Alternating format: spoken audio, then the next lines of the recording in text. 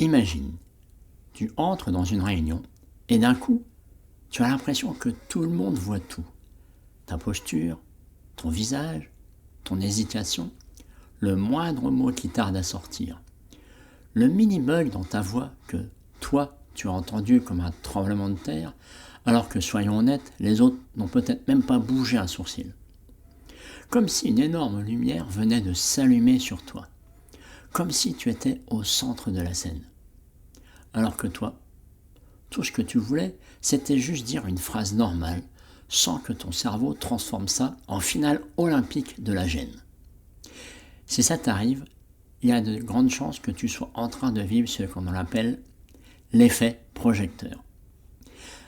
Alors salut à toi et bienvenue dans le podcast du silence à la présence. Le podcast pour créer la sécurité en toi et laisser ta voix circuler.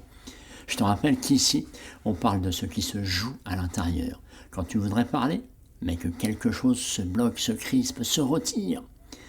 On parle enfin de sécurité intérieure, de peur du regard, de honte, parfois de ce qui coupe la voix, et de ce qui peut, petit à petit, remettre de la présence là où il y a surtout de l'attention. Alors aujourd'hui, on va parler justement de cet effet projecteur. J'ai envie qu'on mette la lumière justement sur ce phénomène très courant et franchement épuisant. Ce moment où tu as l'impression que les autres te regardent beaucoup plus qu'ils ne regardent réellement. Tu sais, ce moment où finalement tu cherches un mot, où tu rougis un peu, où tu te reprends dans une phrase et où dans ta tête, c'est presque fini, le générique de la honte est déjà lancé. Et ton cerveau, je ne sais pas si tu l'as déjà vu, mais à cet instant-là, il agit un peu comme un metteur en scène dramatique à maximum. Ben oui, il place tous les projecteurs sur toi. Il installe un public imaginaire, il distribue les jumelles à tout le monde, et il te souffle là, entre tes deux oreilles, un truc du genre, voilà, tout le monde a vu, tout le monde a remarqué, tout le monde pense quelque chose de toi, sur toi. Mais soyons honnêtes, parce qu'en réalité, la plupart des gens sont en fait occupés à penser eux-mêmes à leur propre intervention, à leur propre inconfort, à leur propre liste mentale de courses, ou à se demander s'ils ont répondu au bon mail. C'est ça l'effet projecteur. C'est cette sensation d'être beaucoup plus observé, beaucoup plus exposé, beaucoup plus évalué qu'on ne l'est réellement. Je suis à peu près sûr que tu as déjà vécu ça au moins une fois. Moi, franchement, je l'ai vécu des dizaines, des centaines, des milliers de fois. Et ce qui est important à comprendre, en fait, là-dedans, c'est que cette sensation paraît vraie. Je ne dis pas qu'elle est ridicule, je ne dis pas non plus qu'elle est inventée dans le sens tu exagères, non. Je dis là que le ressenti est réel, mais que l'interprétation est fausse. C'est la grande différence. Et c'est parce que c'est pas du tout la même chose. Parce que quand tu vis ça, ton corps, lui, il fait pas semblant. Tu dois bien le sentir. Tu dois sentir qu'il se tend, il s'active, il y a des micro-mouvements, il surveille, il se prépare, peut-être à fuir, une grosse envie de courir et d'aller se cacher sous terre. Tu peux même sentir de la chaleur dans la poitrine, une gêne dans le ventre, la gorge qui se serre. Et le mental, lui, qui se met à tourner plus vite que la machine à laver en mode essorage. Tu vois le genre? Je suis sûr que tu as déjà entendu ça dans tes oreilles, là, entre tes deux oreilles. Parce que là, très vite, ton attention, elle va quitter complètement le monde réel. À ce moment-là, observe bien quand ça se produit chez toi. Tu n'es plus avec les autres, tu n'es plus vraiment là.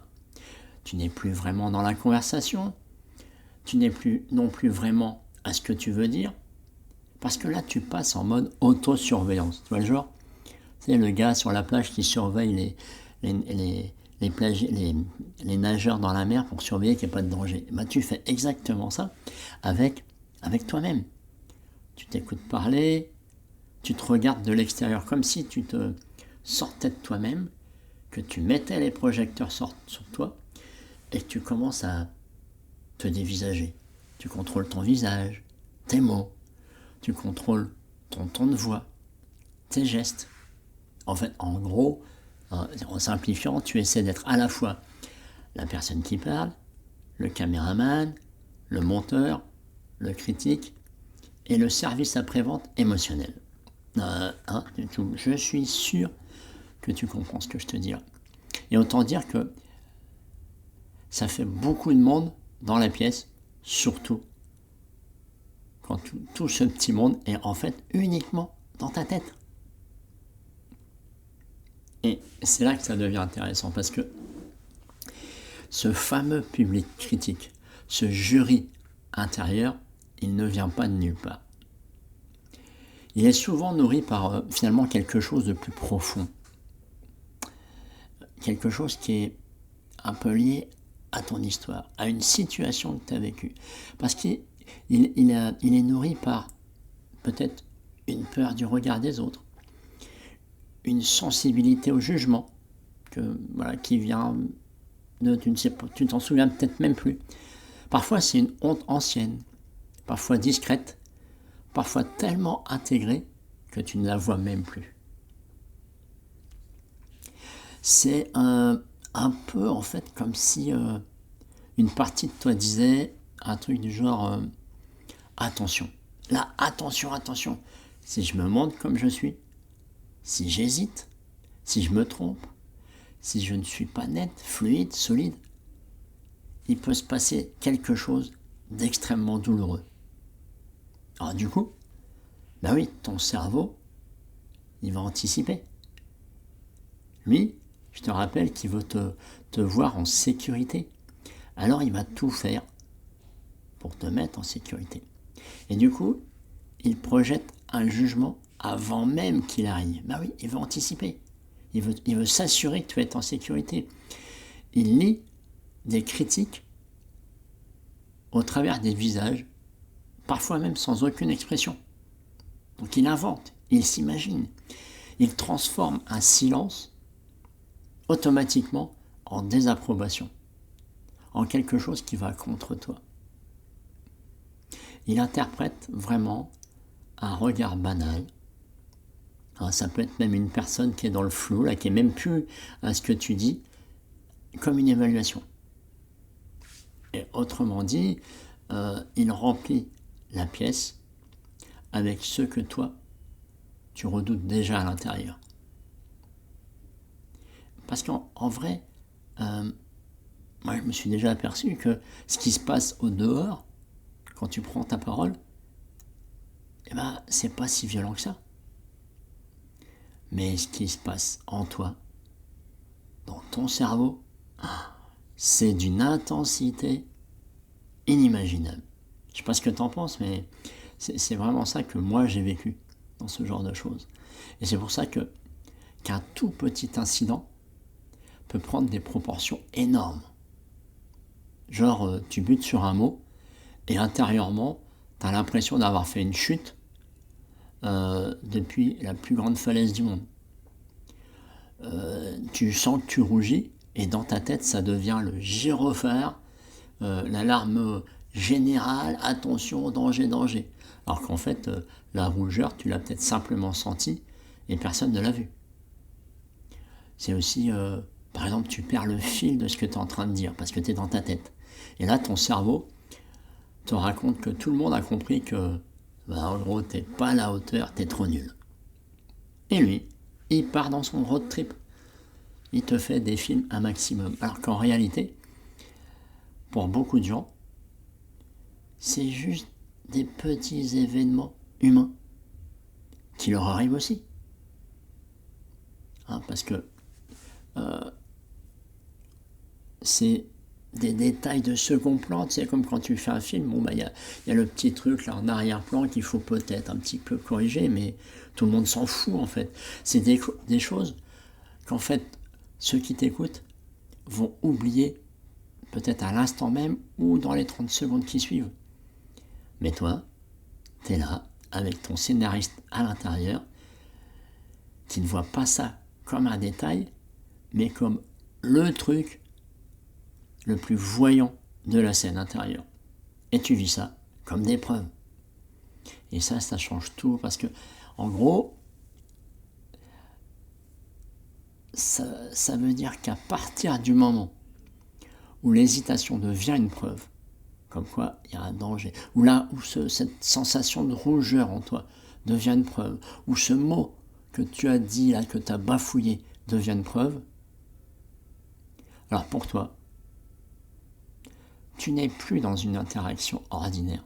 Tu n'es plus en train de prendre la parole de façon tranquille. Subitement, tu te retrouves dans un terrain miné. Tout ce que tu vas faire, tout ce que tu vas dire, tout ce que tu vas voir va devenir un danger extrême. Du genre, tu es dans un terrain miné où chaque geste va compter, où chaque mot pèse de trop, où chaque silence veut forcément dire quelque chose. Et du coup, dans cet état-là, tu ne peux plus être à ce que tu dis. Tu n'es plus présent. Ta présence se réduit à néant.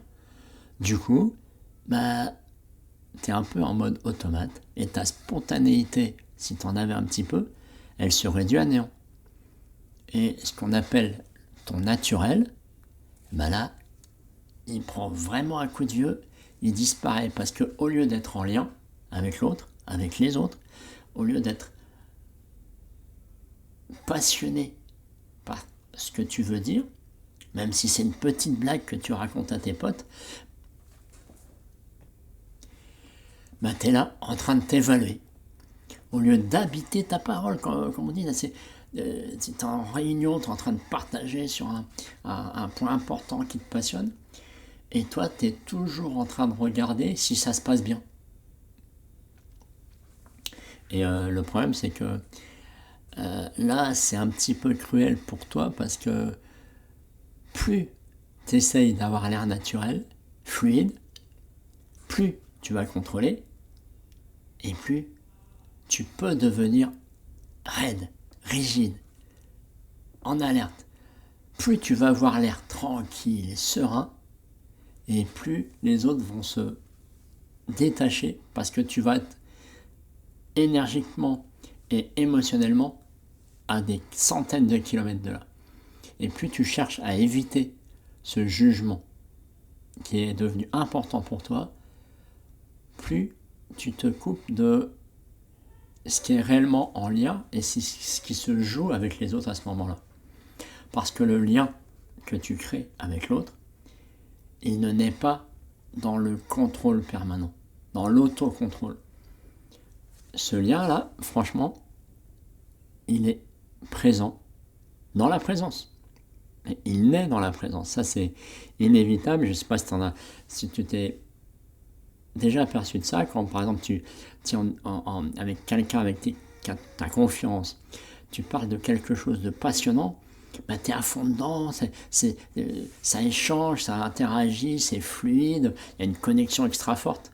Et là, alors qu'à l'inverse, là, tu es complètement détaché, tu te demandes ce que tu fous là, tu n'as qu'une envie, c'est de disparaître. Et du coup, tu n'es pas avec les autres. Et du coup, c'est ce qui fait que toi, tu es là, dans ta tête. Il peut se passer des tonnes de choses autour de toi.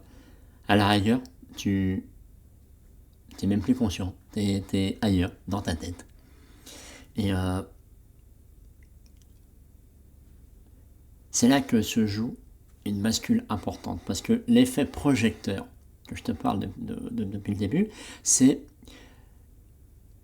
le fait de pousser ton attention vers toi, mais pas de façon cool, pas de façon gentille avec toi. Non, elle est là, ce projecteur, il est là pour montrer automatiquement toutes les tensions qu'il y a chez toi, toutes les méfiances que tu es en train de te mettre. Et Tu vois ça comme des objets à corriger, des trucs à supprimer, une surveillance à faire au maximum et à tenir coûte que coûte dans ce truc-là. Et je devais dire, quand tu échanges, que tu es vraiment en lien avec les autres, avec l'autre, eh ben, tu es un peu comme une rencontre avec toi-même. Moi, je sais que quand tu parles avec passion, bah, tu sens les frissons qui viennent, tu sens l'engouement, tu sens l'enthousiasme. Tu es en amour, tu es en rencontre avec toi. Alors que là, tu es complètement ailleurs. Parce que tu es détaché de toi, comme si tu te scrutais. Et je ne sais pas si tu as déjà repéré ça, mais se scruter sans arrêt pendant une prise de parole, mais c'est épuisant. C'est épuisant émotionnellement, physiquement et relationnellement, parce que tu essayes de rester en lien, mais tu peux pas.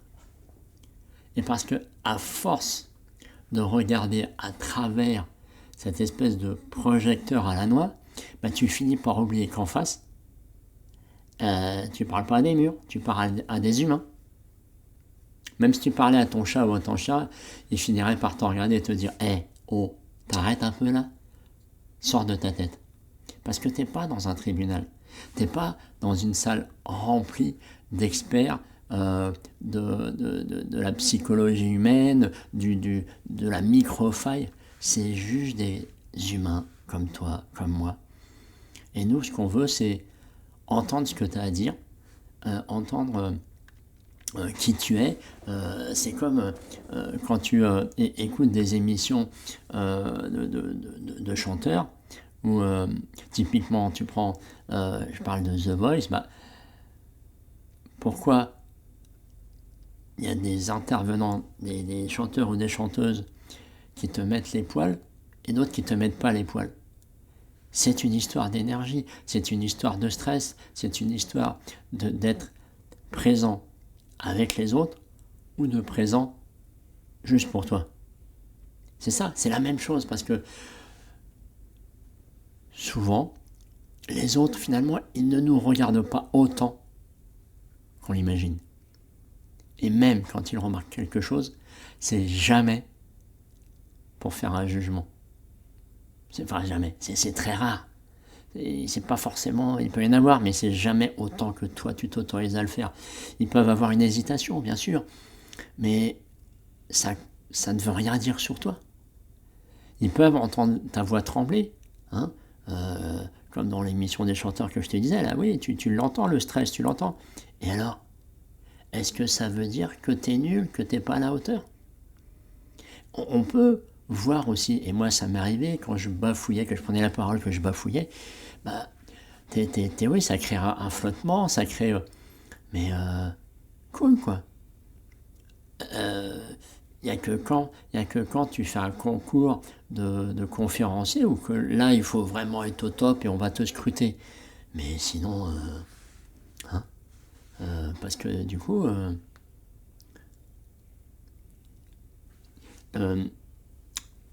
voilà, ça me fait penser aussi à quand tu parles de... Du coup, quand on vient à tellement te scruter, tellement t'observer de façon critique, qu'est-ce qui va se rapprocher très fortement? C'est la honte. La honte, justement. Alors que tous les autres sont simplement à t'écouter, toi tu vois tellement de défauts que la honte va s'en venir. Parce que du coup, le cerveau, il va vivre cette honte-là. Lui, il va traduire tout ça en menace potentielle. Il va faire de l'interprétation ultra rapide. Il va prendre cet inconfort pour une preuve de ta nullité. Il va prendre tout ce que tu imagines, que l'on voit de toi, toute cette visibilité que tu as donnée aux autres, comme un danger. Et si jamais tu es dans ta sensibilité et que lui il voit ça comme ça, eh ben, il va dire que c'est un défaut, qu'il ne faut pas être sensible. Et c'est là aussi que naît encore ce public jugeant là, entre tes deux oreilles. Je peux te dire qu'il y en a du monde dans ton cerveau à ce moment-là. J'ai tellement vécu ça que... Mais des fois, tu as une salle de 1000 personnes, quoi. Et, euh, et du coup, tu t'imagines que c'est le jugement infernal. Mais en fait, tu as tellement l'impression que tout ce public dans ta tête euh, te veut du mal, veut te juger. Alors qu'en fait, non, t'es dans ta sensibilité. Et être dans sa sensibilité, dans notre monde, on prend tout de suite que c'est une faille, que c'est une faiblesse. Mais c'est pas dramatique. T'es pas en train d'inventer un truc. C'est seulement une mécanique humaine très fréquente. C'est une mécanique où le cerveau, par protection, fabrique un environnement à la noix. Et ce qui change les choses, c'est de ne pas se forcer à devenir ultra à l'aise, ultra confiant, ultra détendu du slip en 3 respirations.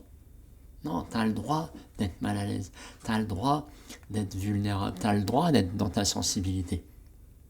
Parce que ça, c'est déjà voir plus clairement ce qui se passe en toi. Comprendre que cette impression d'être scruté n'est pas toujours le reflet fidèle de la réalité, que ce regard jugeant que tu ressens à l'extérieur peut parfois être le prolongement d'un regard déjà très dur à l'intérieur. Parce que l'énergie là que tu dépenses à te surveiller, elle t'éloigne vraiment de qui tu es, du message que tu veux passer. Parce que tu n'es plus dans l'écoute de ce qui se passe, tu n'es plus dans ta parole. Et en fait, je dirais que le point de départ ici, c'est pas de se demander comment faire pour que plus personne ne me regarde comme ça. Je dirais que ce serait plutôt, comme point de départ, ce serait plutôt de se dire, et si ce regard si dur que je me fais là n'était pas aussi puissant au dehors que je le crois.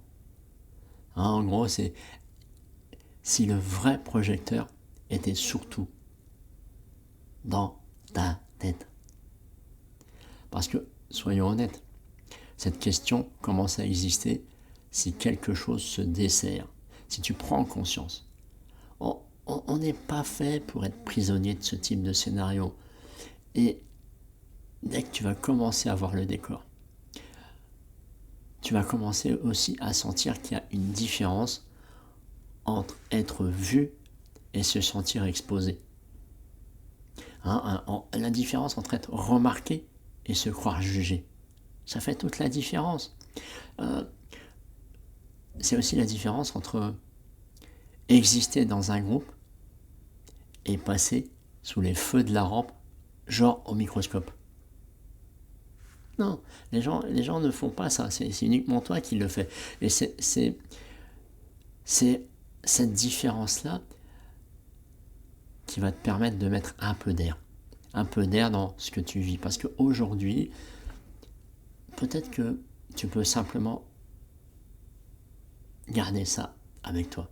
C'est pas parce que tu te sens observé que tu l'es autant que tu le crois. C'est pas parce que tu te sens en fait en défaut que les autres sont en train d'écrire un rapport de 6000 pages sur toi. Et c'est surtout pas parce qu'il y a de la tension en toi qu'il y a forcément une condamnation des autres autour de toi.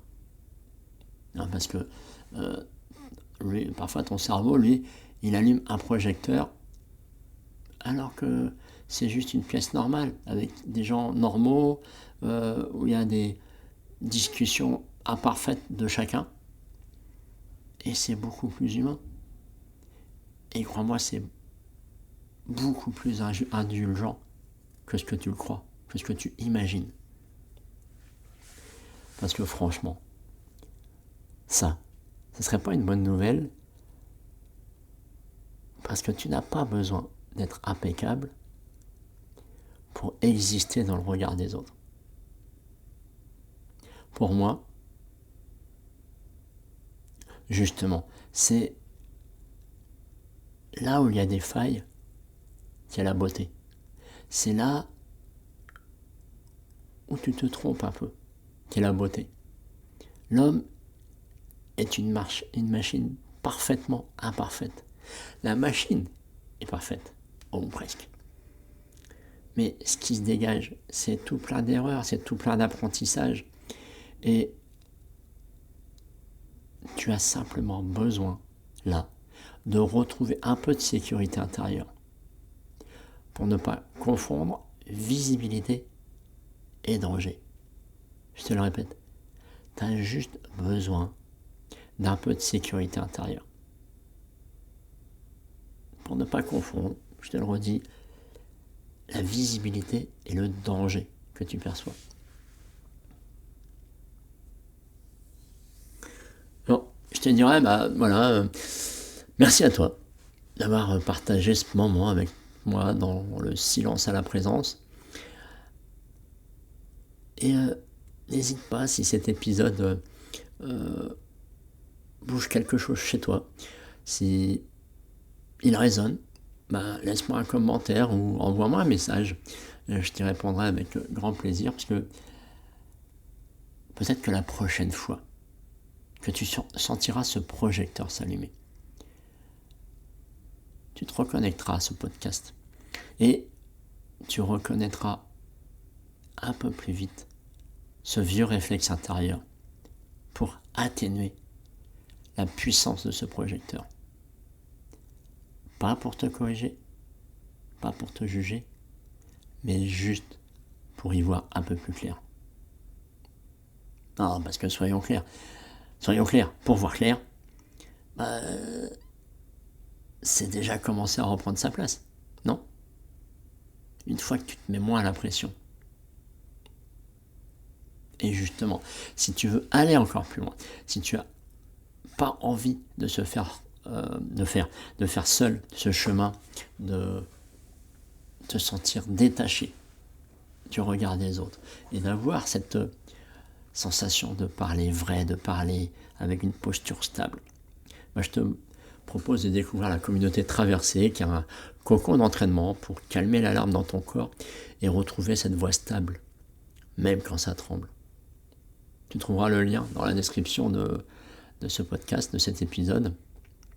Et Traverser cette communauté, c'est vraiment un espace que j'ai créé pour avancer pas à pas, remettre de la sécurité intérieure et retrouver plus de présence dans les moments où, d'habitude, tu te crispes et tu te coupes littéralement des autres.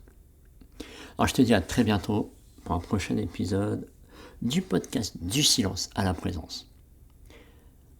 Le podcast pour créer la sécurité en toi et laisser ta voix circuler.